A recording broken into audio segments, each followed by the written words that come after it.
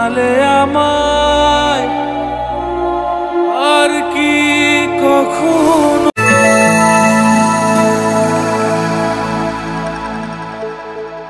কিছু সময় ভগবানের ইঙ্গিত বুঝে নিতে হয়। হয়তো ধূমকেতু সিনেমাটার ক্ষেত্রেও সেটাই ছিল, যে কারণে 10টা বছর ধরে সিনেমাটা কোনো না কোনো জটিলতার কারণে আটকে ছিল। মার্কেটিং হাইপ, দেব শুভশ্রীর কামব্যাক, তাদের বিভিন্ন জায়গাতে প্রমোশন, শুধুমাত্র এইগুলোর জন্য প্রথম 3-4 দিনেতে যা ভিড় হওয়ার হবে, এবং অবভিয়াসলি তাতে মেকার্সদের যা ইনভেস্টমেন্ট তারা সেটা ফেরত, তার থেকে বেশি হয়তো ফেরত পেয়ে যাবেন।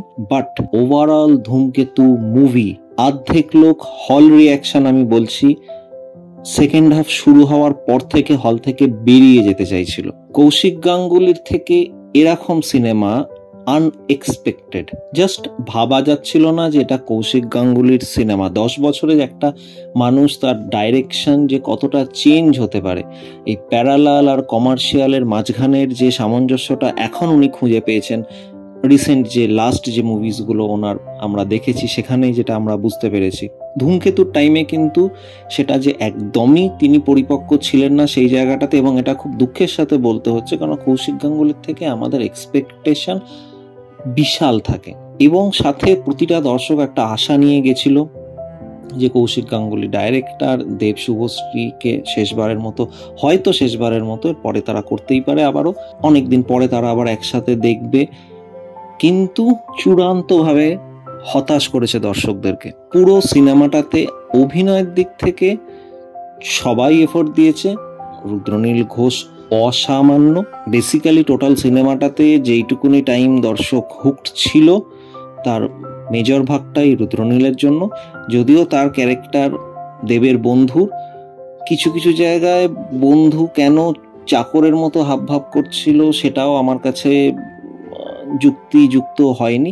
ভালো বন্ধু হতে পারে, সাপোর্ট করতে পারে, অনেক কিছু হতে পারে, কিন্তু সেটা হওয়া আর একজনের কাছে যে বন্ধু, ছোটবেলার বন্ধু, তার কাছে ডমিনেট হতে হতে হতে হতে একদম মাটিতে মিশে যাওয়ার, এটা এই ক্যারেক্টার গ্রাফটা ঠিক ধরতে পারা যায়নি। অভিনয়ের স্কোপ ছিল, অভিনয় রুদ্রনীল ঘোষ অবভিয়াসলি, মানে ধূমকেতু একমাত্র যদি মনে থাকে রুদ্রনীল ঘোষের জন্য থাকবে। 10 বছর আগেকার দেব হিসেবে তখনকার টাইমে অনেক অভিনয় জায়গাতে চেষ্টা করেছে, যে দেবকে আমরা তখন দেখতাম তার তুলনায় অনেক ম্যাচিওর অ্যাক্টিং। আমি যা চাইবো তুমি যা দিতে পারবে না। শুভশ্রীকে প্রচন্ড রিফ্রেশিং লেগেছে একটা লক্ষ্মী প্রতিমা মার্কা অরা নিয়ে টোটাল সিনেমাটাতে যতটুকু ছিলেন সেটা পর্দাতে দেখলেই দেখা যাবে। এতদিনের যে এক্সপেকটেশন লোকের ছিল 10 বছর ধরে ধূমকেতু কবে আসবে, সব থেকে বড় কথা যে মেকআপটাকে নিয়ে এত কিছু, সেই মেকআপের প্রয়োজনীয়তাটাও এতটা ছিল কিনা, যেটা একটা ছিল যে হয়তো অনেকে এক্সপেক্ট করেছিল যে দেবের 2টো ভার্সন দেখানো হবে, একটা বয়স্ক ভার্সন, একটা ইয়াং ভার্সন, সেসব কিছু নেই। জাস্ট একটা প্রস্থেটিক ইউজ করা হয়েছে তার আইডেন্টিটি লুকিয়ে রাখার জন্য। এটাতে কি নতুনত্ব আছে? এটা তো আমরা বহুবার এর আগেও দেখে এসেছি, সেখানে হয়তো প্রস্থেটিকটা এত ডিটেলিংয়ে কাজ করা হয়নি, ব্যাস দ্যাটস ইট। বাট প্রস্থেটিক কত ডিটেলিংয়ে কাজ করা হয়েছে শুধু সেটা দেখার জন্য তো দর্শক হলে যাবে না, সেটার জন্য ভেঞ্চিদাও রয়েছে সেই জায়গাটাতে। সেখানেও যথারীতি সেই রুদ্রনীল ঘোষই সিনেমাটিকে টেনেছিলেন। হ্যাঁ, যথাযথ ভাবে সেখানে ঋত্বিক ছিলেন একদম টক করেতে।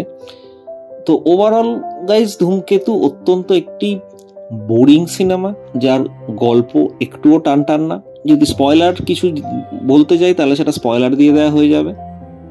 যারা এখনো দেখেননি, পুরোপুরি আপনাদের চয়েস, আদৌ দেখবেন কিনা, এটা না দেখলে কিচ্ছু মিস করবেন না। হ্যাঁ, একটা জায়গাতে বলতেই হবে, দেব অ্যাজ আ মার্কেটিং মস্তিষ্ক অসাধারণ। এই সিনেমাকে কিভাবে বেচতে হয় এবং সুপারহিট করাতে হয় সেটা দেবের থেকে ইন্ডাস্ট্রি শেখা উচিত। এই একটা জায়গাতে দেবকে 100-তে 200-300 দেওয়া যেতে পারে, বাট সেটা ছাড়া ওভারঅল মুভি রিভিউ 5-এ 1 to 1.5, তার বেশি নয়। আপনাদের কি মতামত আমাদের কমেন্ট বক্সে অতি অবশ্যই জানাবেন। আর এখানে দেব ফ্যান বা শুভশ্রী ফ্যান এদের চোটে কোনো লাভ নেই, কেননা আপনারাও জানেন যে আপনারা এটা এনজয় করতে পারেননি। একটারা ডাইরেক্টরের ওপর নির্ভরশীল হয়, স্টোরির ওপর নির্ভরশীল হয়, কিছুটা স্টার পাওয়ার দিয়ে টানা যায়, যেটা এই সিনেমাটা যে কারণে চলছে, যেইটুকুনি চলছে। আফটার সানডে এই সিনেমার ভবিষ্যৎ কিছু নেই। আপনাদের মতামত আমাদের কমেন্ট বক্সে অবশ্যই জানাবেন। ভালো থাকুন, সুস্থ থাকুন, আর এই সিনেমাটা দেখার সময় সাথে মাথা ব্যথার ওষুধও পারলে নিয়ে যান।